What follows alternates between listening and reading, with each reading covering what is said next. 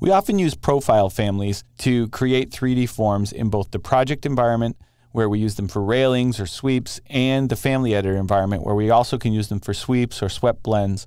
A profile is a simple 2D shape created in the family editor in a profile family and then loaded into one of these other environments and used to create the 3D object. In the massing environment, we can't actually load in profile families directly. That workflow won't work the same way. But we can do almost exactly the same thing that we can do with profile families using simple generic model families.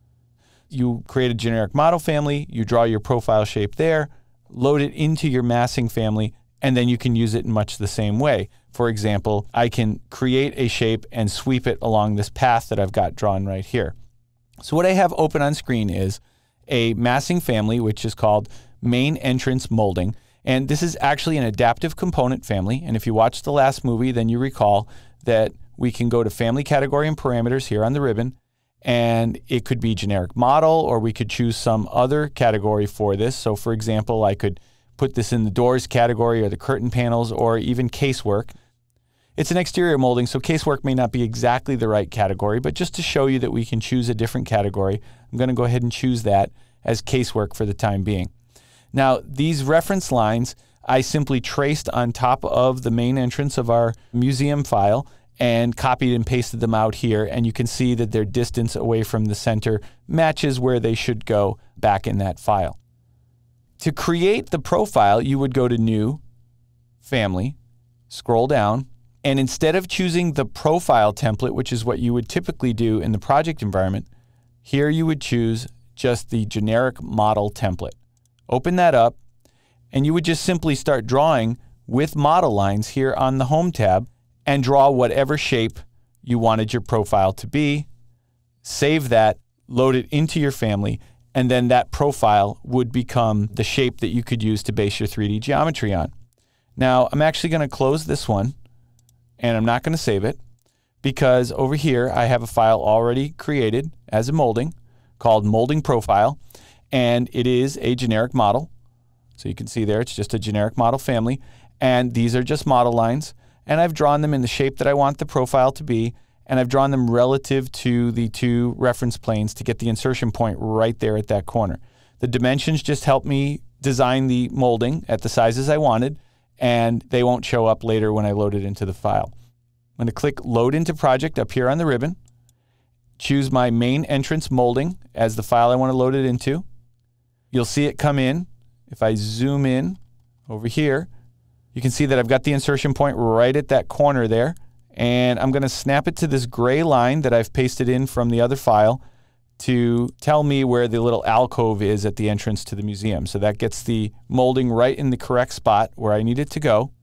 Even though it's a generic model, if I select it, zoom out a little bit, and this path with my control key and do create form, it will create that 3D form directly from that generic model shape. And so that's really all there is to it, to use a generic model as a profile. What's the advantage of doing so? In the same way that we use profile families in the traditional environment, and later we can open up that profile family and edit it if we wanted to, and then reload it in, all the forms and shapes that we've used based on that profile will update as a consequence. So let's say that we decided that we wanted to return to our molding profile and make a modification. Perhaps I want this little flat area here to be a little bit broader. So I'm going to make a Windows selection around all of this line work. Come up here, I'm going to use the Activate Dimensions. You could also use the Move tool if you prefer, but I like the Activate Dimensions option. That lights up the dimensions that I can change, like this one right here. And perhaps I want that distance to be 8 inches instead of 4.5. So I'll just type in 8 inches. Load it back into my project, main entrance molding, click OK. When it prompts me, I'll overwrite the existing, and you'll see that it grows right there and the molding updates all the way around. And so that's really the advantage of using this external shape. The other advantage is I could use it on multiple moldings. I wouldn't have to keep redrawing it. I could just use that one shape over and over again on several forms. Now let's take this family and load it into project. And this time we'll load it into Samoka V2. That's another file that I had open in the background. It's with the exercise files. That's actually a Revit project file, RVT. Click OK. And that takes me into the floor plan of the Samoka V2 project. Right at my cursor, there's this big old dot. That's the actual insertion point. And then below it are these two smaller dots. That's the actual 3D model of the molding. Like our other massing families, you may notice that it's actually highlighting a plane here, and it's kind of an odd way. And more importantly, if I start moving around in the file to try and place it, you'll see it jump to the wrong face altogether. See here, it's oriented the way we want, and then suddenly it jumps. That's because up here, my two placement options that we've looked at before in previous movies are active, and it defaults to place on face. What I want to do is place it on the work plane.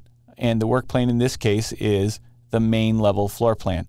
So now if I come in here, you can see that if I snap right to, let me zoom in and make sure I'm getting it, right there, the molding will drop in exactly the correct location. I got to zoom in pretty far to see it.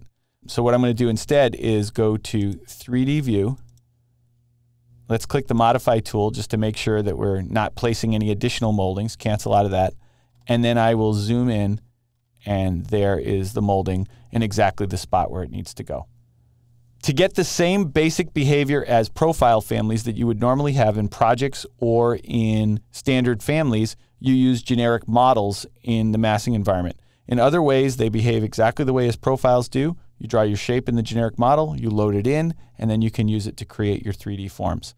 Then with adaptive components, as we saw in the last movie, we can actually take those 3D forms and categorize them as anything we like casework in this case.